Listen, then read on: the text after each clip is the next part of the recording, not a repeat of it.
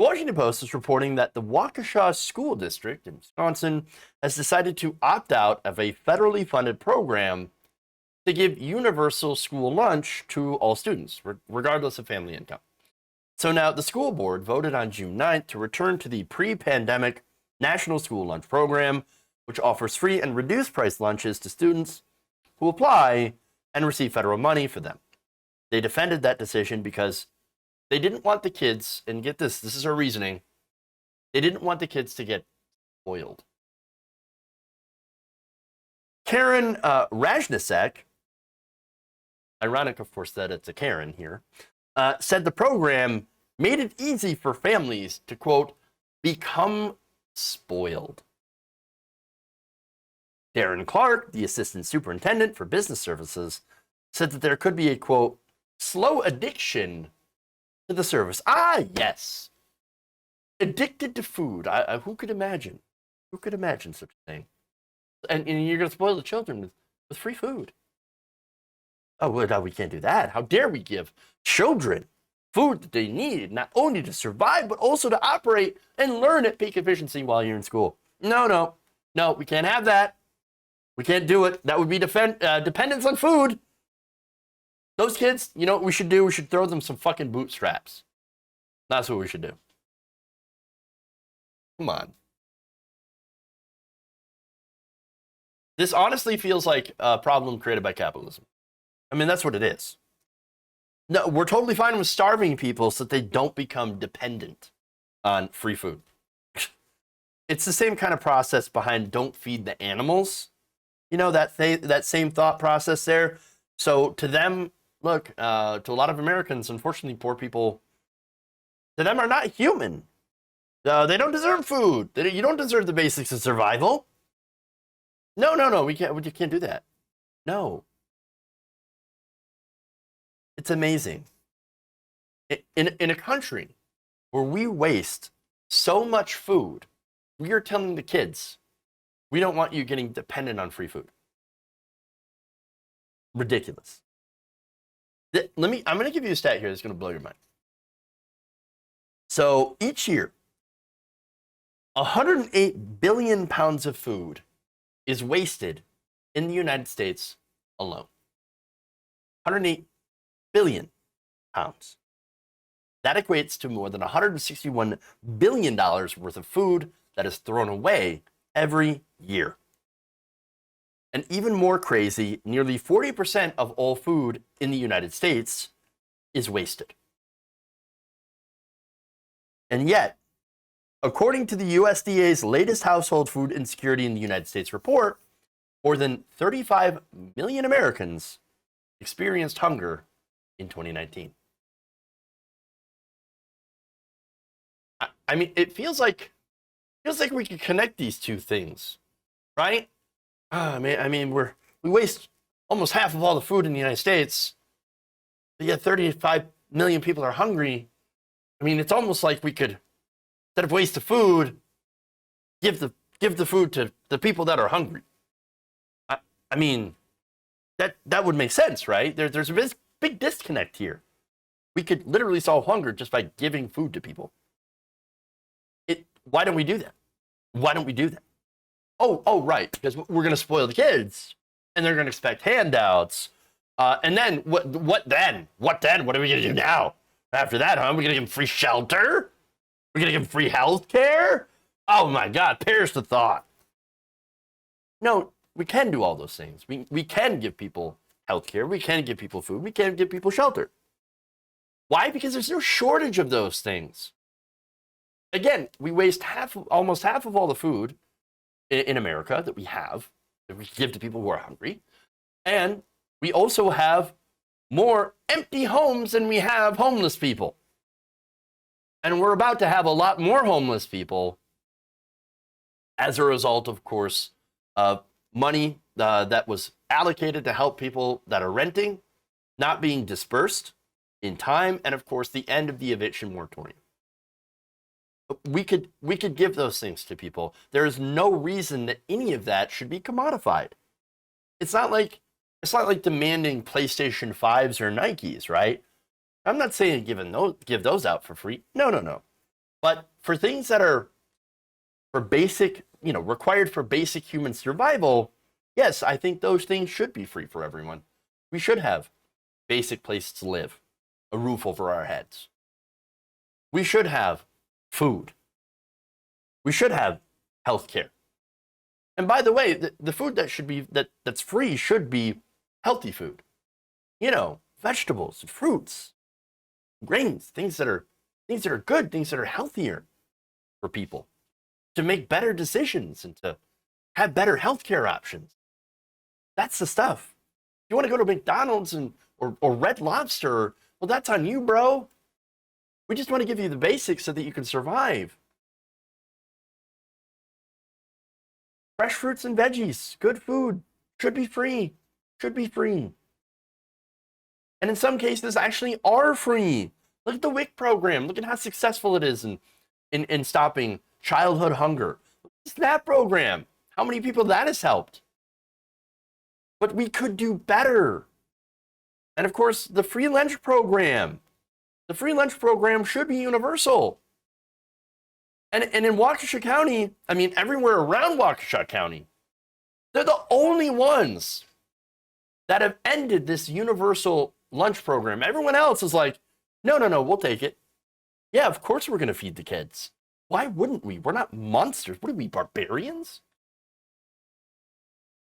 And there are people that agree. In fact, since June, the Alliance for Education in Waukesha, a coalition of about 900 parents and teachers who had connected during the pandemic over social media, had pressed the district to switch back to the universal free for everyone meal program.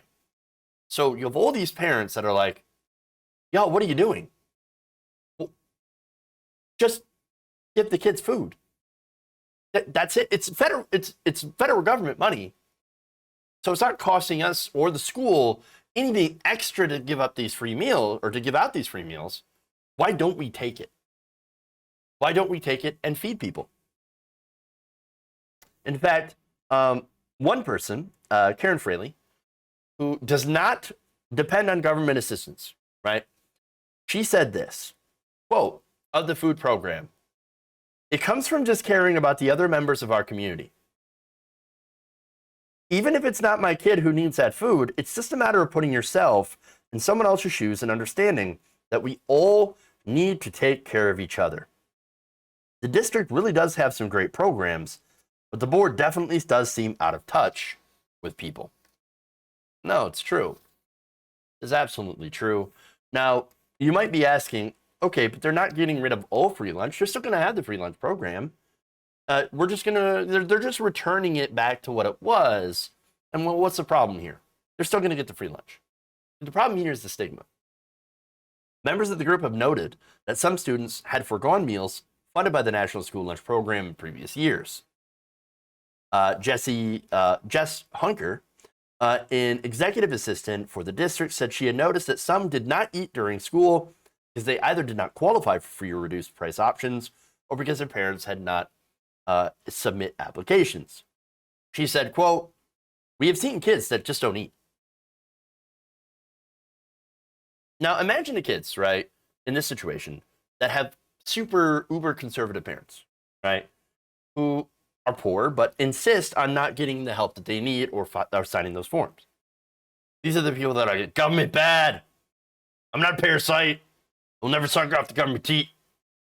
My kids won't either. They'll go to school hungry. Well, and that's what happens. They're going to go to school hungry because the parents don't want to sign up for the program. And there, of course, there are other reasons. That's just one example. And there are other reasons that parents sign up for it. There's some parents that are disabled and maybe don't understand or have difficulty doing this stuff, or they don't have time. They're working two or three jobs, whatever else. And of course, there's stigma as well. Okay. And so this is why a universal program is better. Because if you don't have if you don't have that universal program and you got to sign up for it, well, that sets up a situation where there is children that are embarrassed to take that free lunch. And if it's universal, you will eliminate that stigma. I mean, I'm going to go to a parent here, Chrissy Sebald, who's a soccer coach and a foster parent, who said that she was pretty happy last year with the district's decision to give free meals to all students, and it meant that her foster children could avoid being made fun of or having awkward conversations. Well, kids called them out for getting the different meals and asked them, "Why do you get lunch every day?" When it was free for everyone, you never had to have that conversation because everyone had access to it. So I really appreciate it that it evened out the playing field in a way. So that stigma, that is real. That has absolutely happened. As somebody who also grew up getting, having access to the free lunch program, it is real. And it is devastating for kids and their self-esteem and their social status and their mental health, to be mocked when you go and try to get a free lunch. That's why you make it universal. Everybody gets it. Everybody gets a free lunch, and nobody gets left out. And nobody has to face that stigma. Now, the reversal Sebald had said was unfair, especially to families who live paycheck to paycheck but do not qualify for aid. So this story, this touches on a lot of issues. Capitalism, obviously, for creating this insecurity in the first place, even though we have plenty to go around to feed everyone. The individualist mindset, of course. So, oh yeah, because you're spoiling the children. And then, of course, you have the social stigma. And of course, I think something that's more interesting about this too, and this kind of ties into the bigger picture of what we've seen in the social change since the start of the pandemic. The pandemic has been an absolute crisis, has been devastating in a lot of ways, but it has changed a few things in this country. For one, you have labor workers, that are asserting their rights and are trying to fight for better pay, better benefits, time off, things like that. They've been pushing back against bad labor conditions.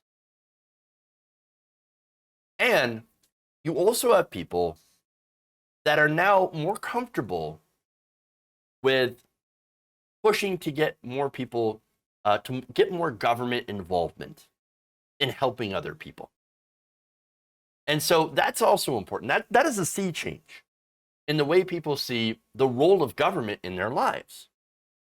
People see the government as being able to help and to be able to do more things. Again, we saw those stimulus checks. I would argue, of course, that they were not enough and they should have been monthly.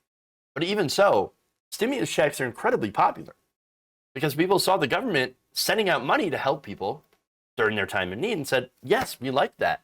We love that idea. Not because, oh, yeah, free money, right? No, it's because, oh, thank God, I can pay my bills. Or I can pay one of my bills. I can pay my rent this month. What am I going to do next month? Well, I really wish the government would send more money, but this helps. And so it does show that there is a role for government in people's lives. And that it's okay to do that. And so the backlash from parents on this, to this change specifically, shows a change in that culture, away from the things that were before and the way things worked before. And I think that's good. And I think we're going to continue to see that change. Especially, like I said, in work, labor, working from home, reducing the amount of time at work and spending more time with your family. And of course, government actually doing things. People want government to work. If you enjoyed this video, please give us a like and share with your friends. You can subscribe and help out the channel by becoming a patron. It's patreon.com/Jeff Waldorf, or you can become a channel member as well by hitting the join button below.